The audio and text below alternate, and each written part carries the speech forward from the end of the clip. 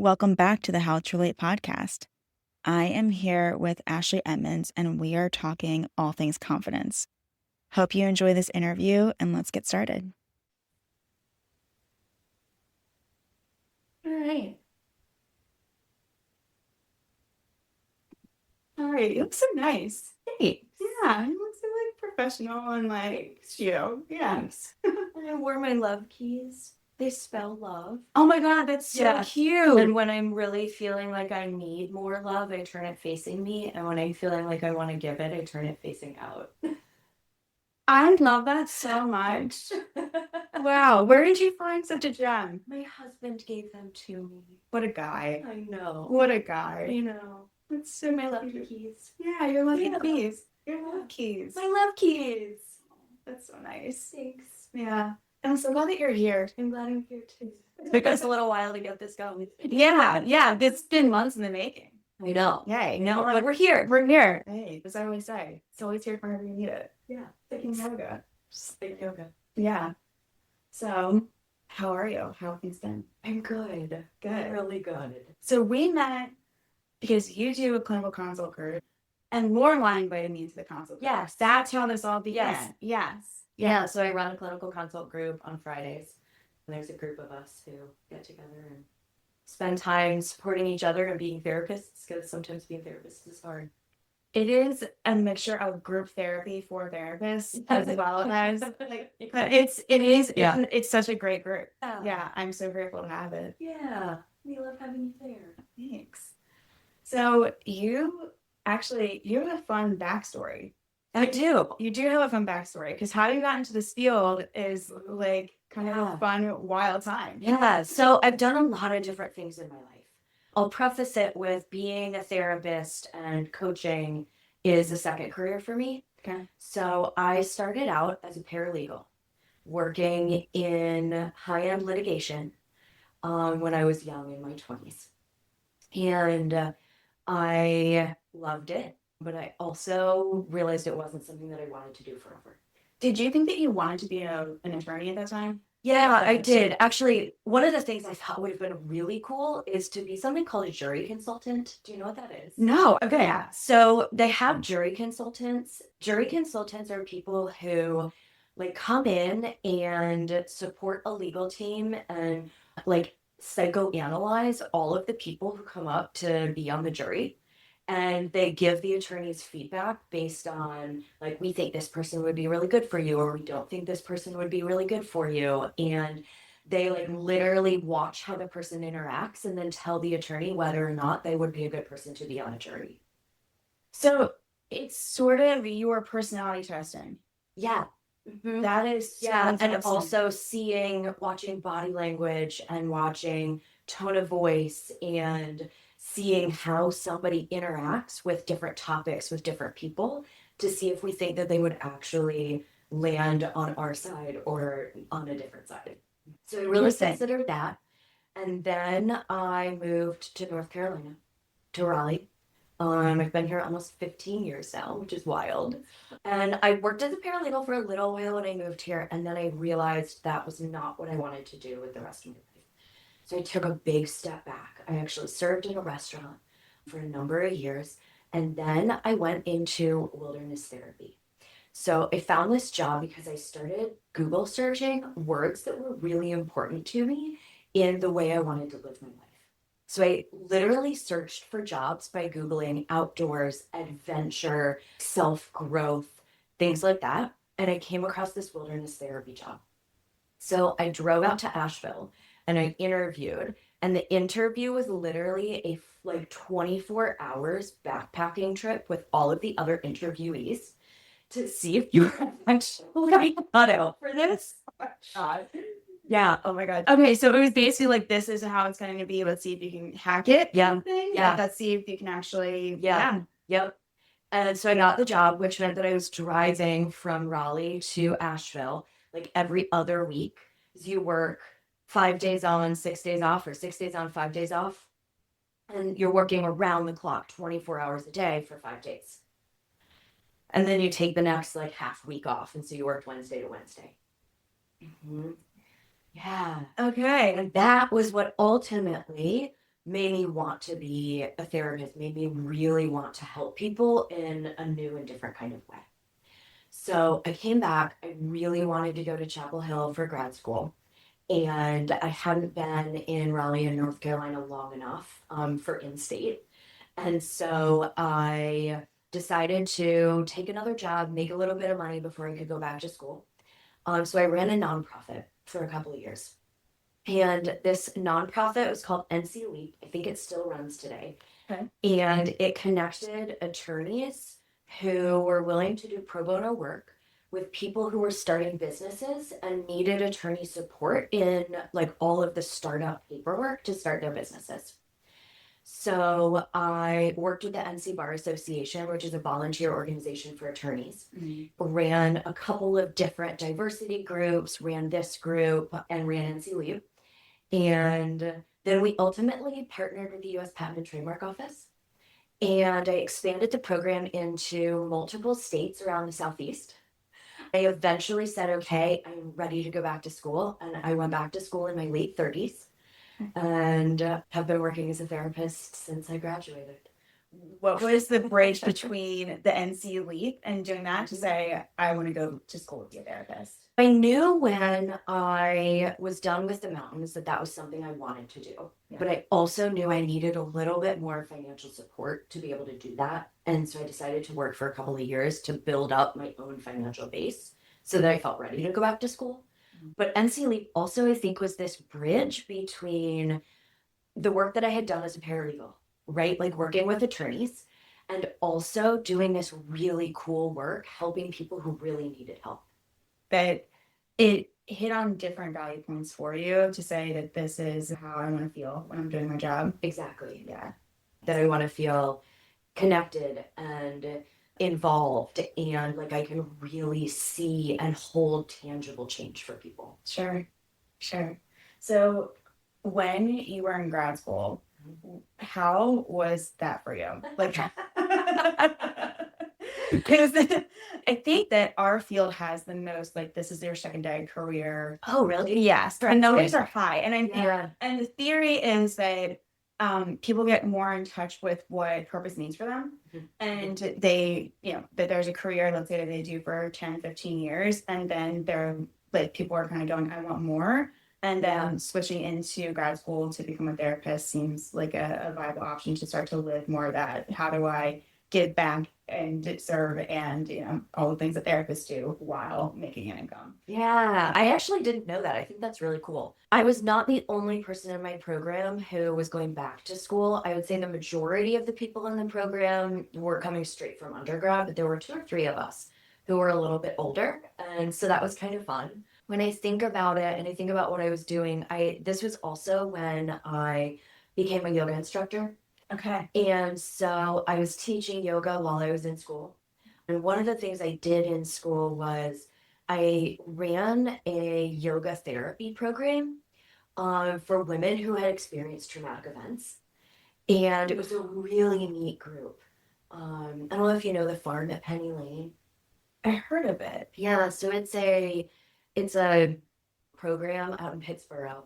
And they have tiny homes, horticulture programs, yoga programs, and art programs, all for people with mental health needs. It's a really cool place. And so I developed a yoga for trauma program and I ran it as part of my internship when I was in school. Yeah. Which also it seems like it ties in some of the past, the wilderness therapy, being outdoors, being outside. It's something that's like way more group oriented, holistic, bringing that into life. So, where did you go to grad school? Chapel Hill. Okay. Okay. Gotcha. UNC's counseling program. So it's actually a master's in clinical mental health. And it was like a dual program where they worked with psychological disabilities and intellectual disabilities. Oh, cool. And developmental disabilities. So it hit on a bunch of different things. And so I actually came out of there and took my exam for my CRC, a certified rehabilitation counselor. So I have that plus my LCMHC. Okay. Yeah. Oh, fun. Yeah, so it's a smaller program, a little bit different than their social work program. Yeah, Mhm. yeah. Because I mean, being in social work, I hear their social Yeah. program all the time. But Yeah. it's cool that they have such a niche Mhm. counseling program. I didn't Yeah. know that. Yeah. Oh, all right. And now you're in private practice. Now I'm in private practice. Yep. So I have my own private practice. Yeah, Downtown Raleigh. I love it. yeah. I love my people. I love what I do. In my private practice, I kind of specialize, if you will, in that umbrella of perfectionism and all the ways that shows up. So I think I would say that my clients are those people who say, oh my gosh, I make way too many mistakes to be called a perfectionist. Like, I'm not a perfectionist. Okay. Help me. So here's the question: how did you get into perfectionism as your specialty? Because I make way too many mistakes to become a perfectionist. It's research. Oh my gosh, Yeah, it's you're like, I Yeah. understand this from a deep level. Yes, exactly. There's a lot of knowing labs happening in this room. So when you're starting out in private practice, were you like, this is my niche, this is my cohort, these are the people I want to work with? This is So it sort of evolved over time. I started working with people with eating disorders in the beginning, and I see this really big overlap with eating disorders and perfectionism and needing to feel in control, because ultimately that is what I think perfectionism and eating disorders and OCD are all about, is that we so desperately want to feel in control of our own lives. And so our brain looks for all of these ways to put us back in control. And some of them are adaptive and some of them are maladaptive. And some of them have really negative consequences and some of them don't have negative consequences. And as a society, we like really glamorize them. That's the hard part, is that most of people, like when it comes to things like perfectionism, I'm thinking about when I worked in addiction with like the high performance cohort of addiction, everyone was like, well, I'm functioning really highly. I'm doing this really well. And society reinforces it. Oh, you can take on more. You're really good at your job. We'll give you the promotion. We'll just keep like whatever you have that is so problematic, but also serving you, it just keeps getting reinforced and praised. Yeah. And it's really hard to let it go. Yes, this is exactly the thing that I talk to my clients about in both my private practice, but also in my women's coaching groups, that there are so many spaces in our lives, particularly as women, that we are taught not to trust ourselves. Right? Say more, Ashley. Where I think about in all of these different areas of our lives where we are taught to power through what we're feeling. If we're feeling anxious about it, we're just supposed to power through, because on the other side is this really great result that we get praised for. And so if our nervous system is sitting there saying, actually, there's something going on, like ding, ding, ding, ding, red flag, red flag. We are literally taught as women to barrel through that and get to the other side. One of the things I talk to my clients about is, how do we notice that red flag sooner? How do we notice that early stage of, ooh, my nervous system, my body, my brain is telling me something. And how do I start to trust that instead of ask, what's wrong with me? Why am I acting like this? Why am I overreacting? Right, because even the term overreacting has an indicator there's a way you should be acting, and that is very in this very tight range. Yeah. Totally. And I think there's this piece that we don't talk a ton about and is really reinforced, especially by society and by, whomever raises us, is that intellectually we might know that something is not a big deal, but our body doesn't know that. And when we have this disconnect of our brain saying, what the hell's wrong with you? Why is this such a big deal? Why are you overreacting? And our body is going, no, this is a really big deal. This is like a stove is on fire. And we have this disconnect. What actually happens is we learn not to trust ourselves. And I think that learning to not trust ourselves, to not trust our own cues and our own signals, is actually the foundation of the lack of confidence that we see, particularly in women across society. What do you think it is about, like, is it girls growing up that we start to kind of say, like, oh, are you sure? Like, Yeah, are you totally. sure you want that? Are you sure that's how you're feeling? Yeah. Or is it like kind of wondering what are some of maybe the common phrases that are being used or that have been used that may have kind of induced some of these beliefs for women in particular. Yeah. I think Are You Sure is a great one. I also think that just the act of questioning in some way, right? So it might sound like, oh, well, how much does that hurt? Or like, yeah, I think Are You Sure is a really good one. Yeah. Have you seen The Bear? No. Okay, there's this great scene. I like love the show for many reasons. Some people are like, it's too intense, but I think it's I love it. There's this scene in The Bear where this character Sydney, she's like trying to get something high off a shelf, and she's like on her tiptoes, like trying to get this whatever it is, this box off a shelf. And one of the other characters comes in and he goes, "Do you need help?" And she goes, "No." And he goes, "Are you sure?" And she goes, "Would you ask Cardi, are you sure?" And so it's going on. It was just this moment of like, a culmination of things. I'm like, yes, I need help. No, I'm not going to ask for it. And the thing, of course, falls and splatters, and then it's like a whole mess. But yeah, that's what I often think of. Yes. Yeah. Right. Because it's all these mixed messages of, I'm a strong, independent woman. Yeah. Are you sure? Yeah. Right. I'm a strong, independent woman. Well, but do you need help? You should be asking for help. You're allowed to ask for help. Well, and I think that that's a lot of what we're hearing whenever I'm talking to clients and people, friends, clients, whoever. It feels like that there is this sort of divide of I should be able to handle it because I can, Yes. and I should be able to ask for help. So either way, I'm wrong. Yes. Yeah. Yes. And so then we internalize this. I don't know what's right for me. I don't know what's best for me. I don't know how to trust myself.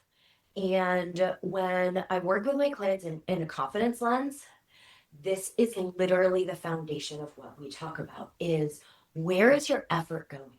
Is your effort going to building yourself up, trusting yourself, actually getting to know what you like, what you don't like? Or is your effort going to making sure that the people around you trust you? How do you define confidence? And I think confidence is the ultimate lack of self-trust. Confidence is a lack of self-trust? No. Wait. The pineapple. Okay. How do you define confidence?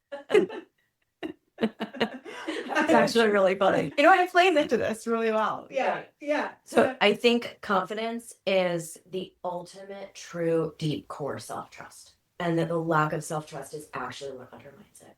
But we don't even realize that that's what it is.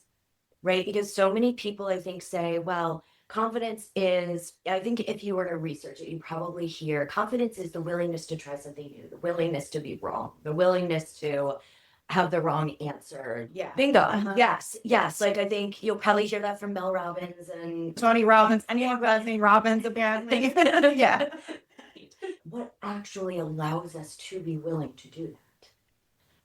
What allows us to be willing to say, I am going to try something, and if it doesn't work, it's okay.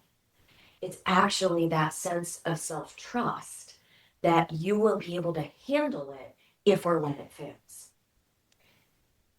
That it's not about the outcome. It's about what are my internal resources. Yes, and about the effort. So when I am working with clients, particularly in my Confidence Cohorts program, sports psychology is a big piece of our second module. And we will actually spend time talking about this, the psychology piece of the difference between outcome and effort. And the impact that that has on our sense of self-trust and then our sense of confidence. And so much of the time, particularly as women, we are taught that we are allowed to be confident when we get the right outcome, right? So when I get the promotion, then I'm allowed to be confident. When I book the podcast, then I'm allowed to be confident. When my kids go to bed peacefully, then I'm allowed to be confident, right? And so all of these things, our brains say, once I actually, quote unquote, succeed at that, then I'm allowed to be confident in it. And then our brains give us this next milestone. But that's not actually what confidence is about, because that's constantly resting on something that's completely out of your control, right? Which then goes all the way back to these pieces of perfectionism. And when something like this is out of our control, so let's say we're talking about, okay, I want to put my kids to bed without a screaming fight. I want it to be calm. I want it to be peaceful. And then I'll feel really good about myself. And I'll feel like I'm really good at putting my kids to bed. 3 nights in a row, they go to bed easily. And you're like, oh my gosh, I've gotten pretty good at this. And then all of a sudden on the 4th night, it's a disaster. And everything you have built that tells you you're allowed to be confident about it is totally rocked from underneath you. And your entire sense of like, oh my gosh, maybe I'm not a good mom. Maybe I can't get my kids to bed. Maybe I can't actually do this. What did I do wrong? Why is it my fault? And your brain just starts to spin because your entire sense of confidence or self-trust in that particular circumstance has been built on the outcome that you don't actually have control over. Yeah. So community wants this because I think with parenting, for sure, it's like, oh my gosh, my kid's not doing well. It's a reflection of me. And that it must be something that I'm doing wrong. I need to know how to do better. And that can be continuously chasing more knowledge and down a deeper rabbit hole of books and podcasts and all the things. Yeah. So actually the process of seeking more knowledge, needing more information, there's 2 things here. So the first is that there's a series of what I call confidence distortions. Okay. So you've probably heard distortions. I like this. I like this. Yes.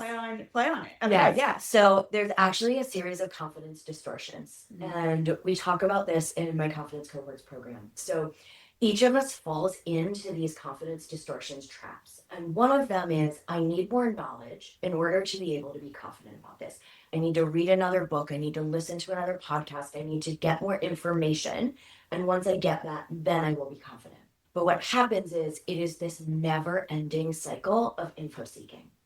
So then here's the second piece, which is that there are, I believe, 10 different types of confidence. And there are 10 different ways that our confidence can either be built up or it can be undermined. And they are what we call confidence fingerprints. And they're actually built on a couple of different pillars, which we can come back to. But one confidence fingerprint is called the data gatherer. And our data gatherers are the people who say, I absolutely must have more information before I can trust myself to be able to do this. But the reason this is a distortion is there's no end. And so the question becomes, at what point are you going to be willing to trust yourself without going and getting more information? At what point are you going to be willing to actually be present in your life and interact in your life and put your kids to bed or pitch that podcast or whatever it might be without reading one more thing? And when you're talking about this with people, how receptive are they to going like, all right, I will book the podcast. I will do the thing without seeking more information. So in our entire first module in Confidence Cohorts, we actually spend that entire time doing what I call aligning your energy. Okay. And so we align your energy with where you actually want to be. So we build those foundational skills so that somebody knows what to do when I say, okay, can we do this without reading another article on it? And they have that internal response of, remember how we talked about your brain might know, but your body doesn't know? Well, you actually know how to align your energy, how to support yourself, how to find all of those pieces of effort rather than outcome that say, here is how and why I can trust myself. Okay. So the long answer is that piece. The short answer is no, not always. But we work to help somebody feel ready, right? Because I think there's this difference between like pushing through, power posing, faking it till you make it, which is not confidence, by the way. In case there was any doubt, faking it's not confidence. It doesn't actually lead to confidence. But I'm sure everybody has had somebody in our lives who has said, okay, just take a deep breath, square your shoulders, walk in that room, you can do this, right? For sure. Which doesn't actually lead to long-term confidence. It leads to not trusting yourself because your body is saying, I can't do this, I don't know what I'm doing. I mean, I feel like in the 90s, that was the slogan basically was fake it till you make it or like keep going kind of thing. Yeah. And sometimes I wonder, Right, like Dory, just keep swimming. just keep swimming. Yeah. But everything's wrong. Just keep swimming. Yeah. Because it sounds like you're talking about like you're kind of aligning the like nervous system response to what your like intellectual mindful response is. Like Exactly. so when Is there times when it's you do the thing anyway? Like, I'm scared, do it anyway? So of course there is, and we build this whole base of trusting the effort that you have put in to be able to do it. Yeah. Other than like, I think there's a difference between I'm scared and I'm ready. Yeah. And so I'm scared and I'm gonna do. And I'm scared, I'm not actually ready. And so I need something more before I'm ready. And there's a really fine line there between how we figure out, like, I'm scared and I'm not ready versus I'm scared and I'm ready. But if our entire sense of self-trust is built on what other people are telling us about ourselves, then we can't really ever sense into the experience of I'm ready versus I'm not ready. We can't ever actually know that if all of our information is coming from outcome. Right. How well I'm going to do at this. And that's going to determine if I even try again or not. Are there other confidence distortions that you have that some people might be listening and go, like, what else do I need to look out for in myself? Yes, absolutely. So I pulled up a list of all of my confidence distortions. I can't wait. Okay. Can't wait to. Okay. Okay, so I'm going to give you just a couple of them. Okay. So the first one is that you must remember your mistakes and your failures because that will help you improve. So if we remember the mistakes that we make, and we remember the things that we have done wrong, our brain says, I have to remember those things in order to consistently be better at them. It's a pretty common distortion, actually. Okay. Yeah. How would you debunk that distortion? Yeah. So when you are constantly remembering what you've done wrong, what does that feel like? Shame. Bingo. Yeah. And when you feel shame, can you tap into self-trust? No. That's why. Yeah. Because if you are sitting here in a place of like, I have to remember how badly I did at da da da da da, then you're going to be caught in thinking about how badly you're doing. Mm-hmm. And you're not actually going to be able to move to the other side of it to think about how well you're doing. Yeah, that you're going to stay stuck in it. Because the other thought that I had is that it sort of can create a self-fulfilling prophecy. If I keep thinking, if I keep thinking about it, I'm trying to not do that thing, but I almost need to be better at that thing. I keep so that I engage because when I think about relationship patterns and how people will re-engage with, like, let's say a same kind of relational dynamic and in a romantic partnership over and over again, and like there's a part of you that's like looking out for it, but that's trying to almost like win at it. And that prove something. To prove something. Yeah. And that might be a little bit different, but it sounds like, to me, the way I almost heard it was like, remember your mistakes, and then remember how that feels. But also there's a period that's almost like you got to know better from them. So you got to win at it and keep going with it. Totally. Yeah. So you know how your brain can't actually tell the difference between an imagined experience and a real experience? Yes. Okay.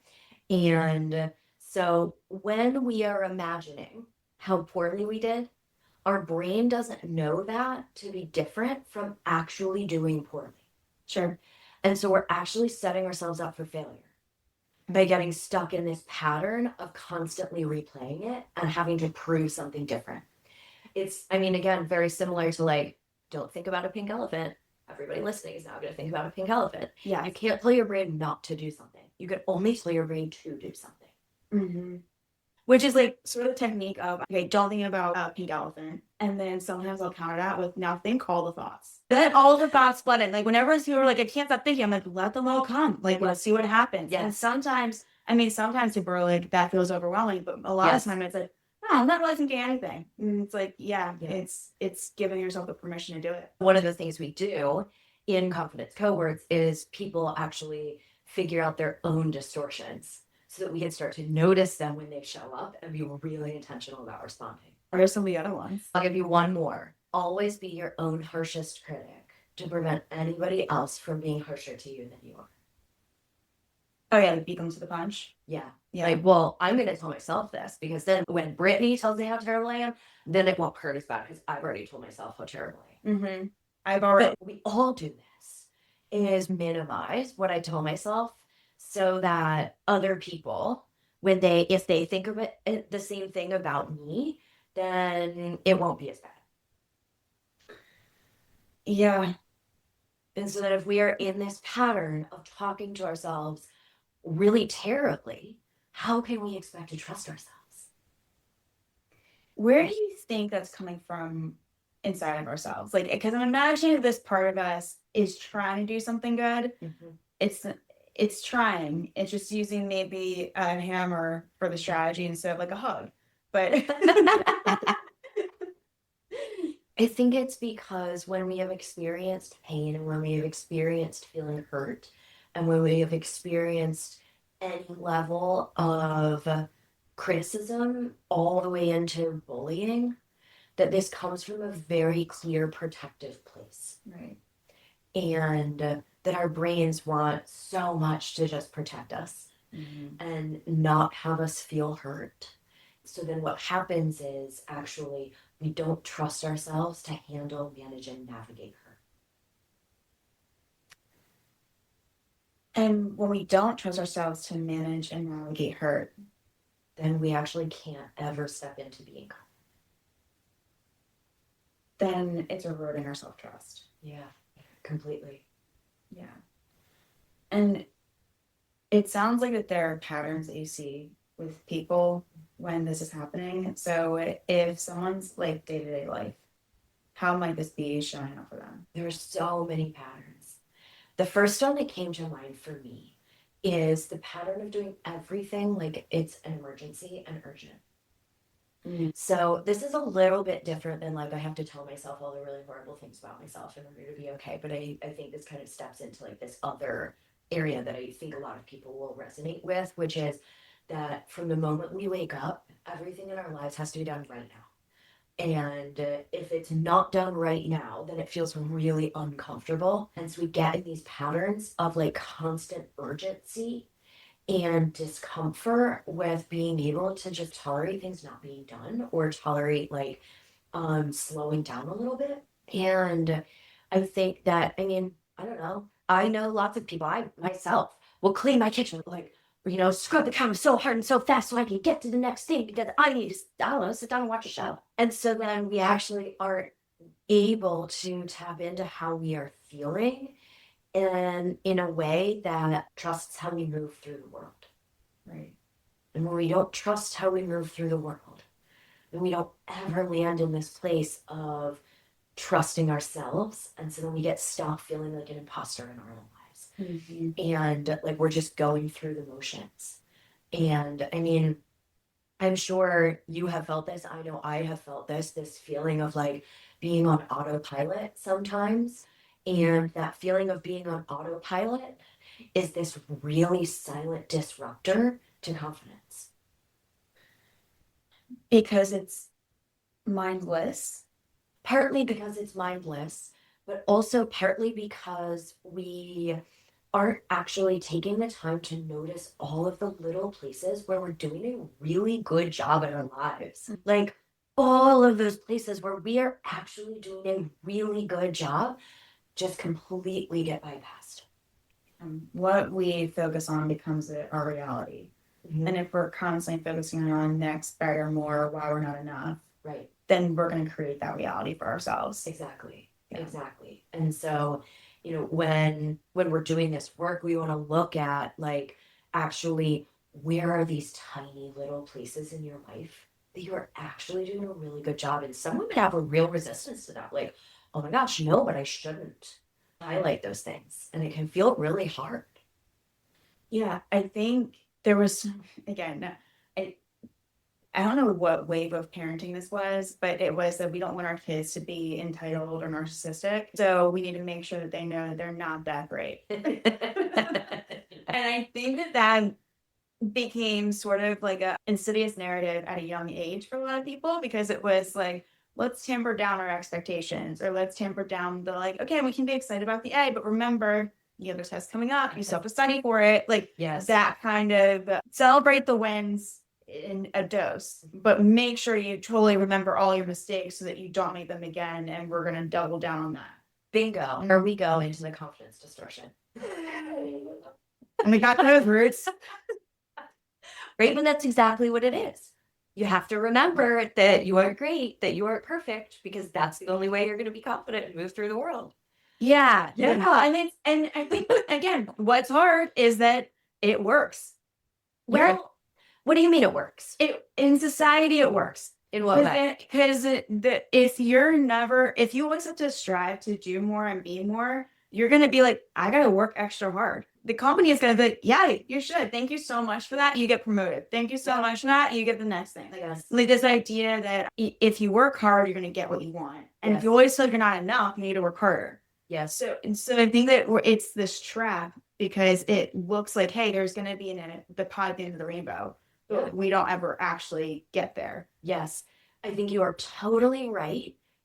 And I would add one thing, which is it works if what your goal is to be constantly on edge. Oh, yeah. And constantly urgent and constantly feeling not good enough and constantly irritable and look forward to the days where you feel really shitty so you can take a day off of work. Yeah. And yes, you are right. It totally works for them. Yeah. I mean, you're on a well. Yeah. Like you're not well. Yeah. It works for your boss. It doesn't work for you. Well, it's funny. It wasn't just a few weeks ago. I was at a dinner and people were talking about golden handcuffs. Yeah. And it was just a total kind of natural, like, yeah, I keep working at this company. I don't really want to work there, but they keep promoting me and I keep getting more money and it just keeps on getting reinforced. And it's like, I'm grinding, but my bank account likes the results. Well, and for so many women, they think it's a trade-off. Right. In order for my bank account to keep going up, I have to feel this way. I have to live this way. I have no other choice. But I don't actually think that's true. I think actually there is another way and women can live a different way and there is a choice and your bank account doesn't have to take a hit in order for you to actually navigate your life with self-trust. What else do you want people to know about working with confidence? Because something we were talking about earlier is, look, we're both therapists, love therapy, we're big components of this, always. And I think that there's something special about doing this kind of deeper inner work in community and in a group. Like, I think as beautiful as to do one-on-one work and to get in deeper insights individually, especially when I think about confidence, I think about how does this work outwardly? Because I'm very confident, cuddle up on my couch, like when I'm alone.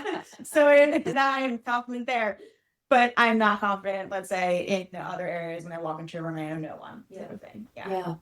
So I think the reason that this work is so much more powerful in a group over one-on-one is that so much of the time we get stuck in these patterns of as long as somebody else thinks I'm okay, then I'm okay.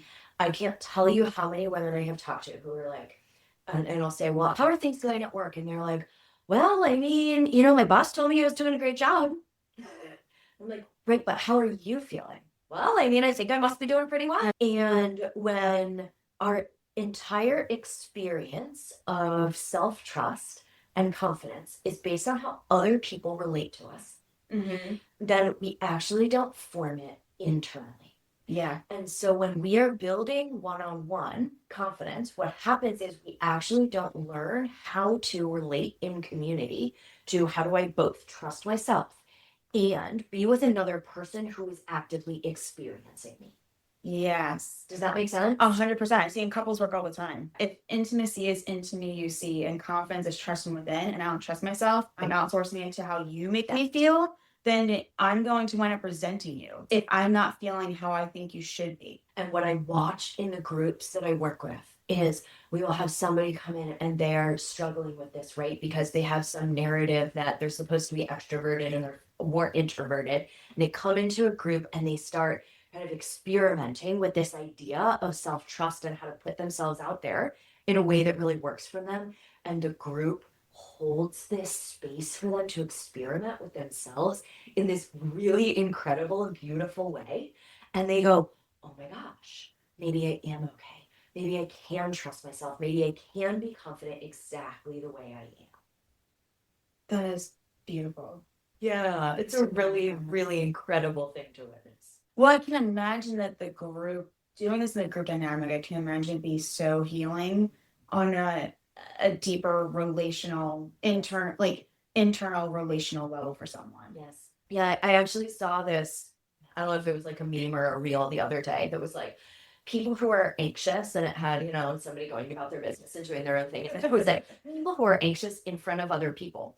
And like the girl was like, I can't even load the dishwasher with somebody watching me because what if I do it wrong? Yeah. And this was such an incredible example of how when we are observed by other people, how we interact and relate just completely shifts and changes. Yeah. And so, yeah, I could teach you one-on-one how to be confident. And then all of a sudden you're going to go into a group and go, well, now what do I do? Yes. Yeah. Because it can feel so different. Yes. Yeah. Well, and I think kind of how we're talking about the confidence distortions, the Yeah. confidence myth, I think is people who think that they need to be the most extroverted person in a room. Yes. Because again, extroversion also gets. I'm reading the book called The Art of Seduction by Robert Greene, and he breaks down 8 different types of seduction or seducers, and one of them is, of course, the charismatic one. And so when I think about someone who walks into a room and needs to be sort of the loudest one, or the one that has the most attention, or the one that says some off-putting things to even maybe get that attention, I look at that as someone who's not confident. They might be charismatic. Yes. They might get that attention and everyone is kind of like paying attention to them. But I don't see that as confidence. Which I think goes all the way back to what we were talking about in the beginning of power posing your way through life. Yes. Yes. Right? I actually think, and I talk about this with my folks, that magnetic confidence is not like in your face. It's a way of bringing people in like this really cool relational way. And I think that's actually true magnetic confidence. Yeah. Do you think, and of course, I think you're going to say that. I think I know your answer. How much of this is it skill versus innate? Because I do wonder, like, in thinking about the magnetic confidence piece, there are some people, I don't know why, but you just like kind of look at it and you're like, I'm just drawn to you. Yeah. And I don't know why. Yeah. But then there's some people where it's like it's a little bit, there's a warm-up period before you're drawn to them. Mhm. So I was just kind of wondering, is it a skill? Is it innate? Is it both? Yeah. The number one thing that I want somebody to take away from this is that confidence is a skill that can be learned. It is like riding a bike. And like you can learn how to actually do it, but there might take a lot of work in the beginning. You might fall off and skin your knees, and it might feel really hard.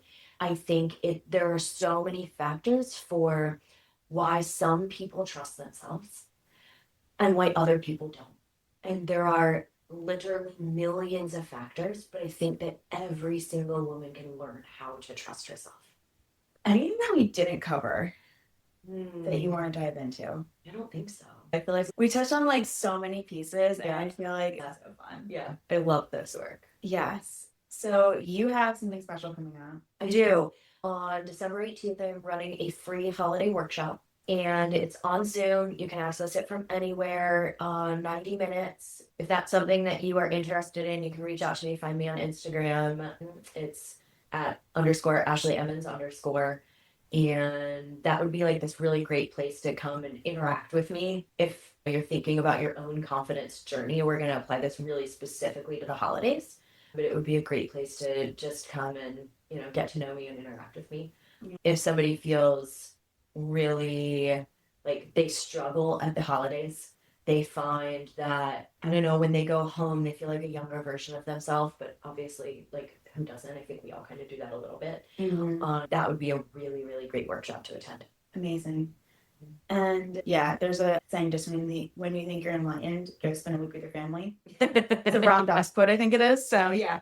And then Confidence Cohorts. Yeah, so Confidence Cohorts is my women's small group intensive coaching program. We are actively enrolling for 2026 cohorts right now. And the way that works is that we do a one-on-one interview.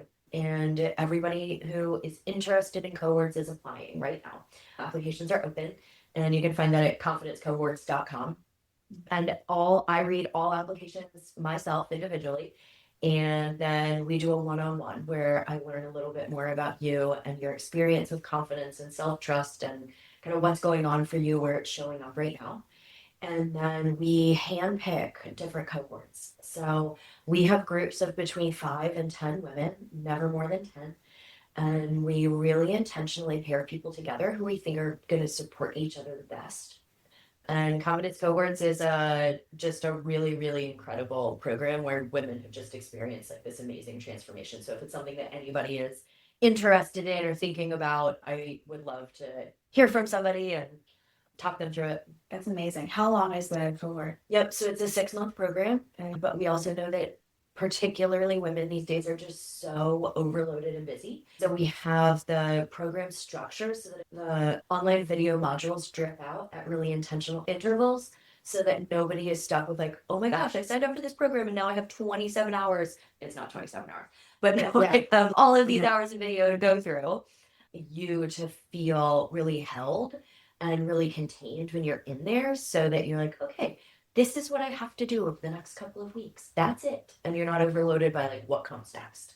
Have it structured really intentionally so that what you're learning first is foundation for what you learn next. Amazing. So is this synchronous and asynchronous? If you have a little bit of the online course, Yeah, exactly. Great. So there's some live group calls with your cohort. There are online video modules that you get, one module at a time. And once you've completed that, and only once you've completed that, can you move on to the next one, which is really intentional because the skills that we're teaching, let's say in module 4, are things that wouldn't even make sense if you started them without going through module 1. Right. And also, as part of cohorts, you get one-on-ones with an individual coach. And my 2026 cohorts, you're going to get an individual one-on-one with me. Oh, that's great. Yeah. That's so exciting. Yeah. Awesome. And you're enrolling for January? Yep. So we're enrolling January right now. We're also enrolling February right now. Right. If folks are like, I have something big coming up in January, when I'm ready to start in February, that's open as well. Great. Yeah. That's so exciting. Thanks. Okay, you mentioned your Instagram handle. Where else can people find it? Confidencecohorts.com is the best place to find information about my programs, about me. And then my Instagram is probably the best place. Great. Thanks so much for coming. So come follow me there. Yes. And we're going to put all those links in the show notes. So Perfect. We'll have all those resources. Amazing. Yeah. Thank you so much for doing this. This was so fun. Thanks for having me. Anytime. Seriously, you're welcome back. Awesome. And maybe I'll come back. Yeah, please do. And until next time, everyone, stay connected.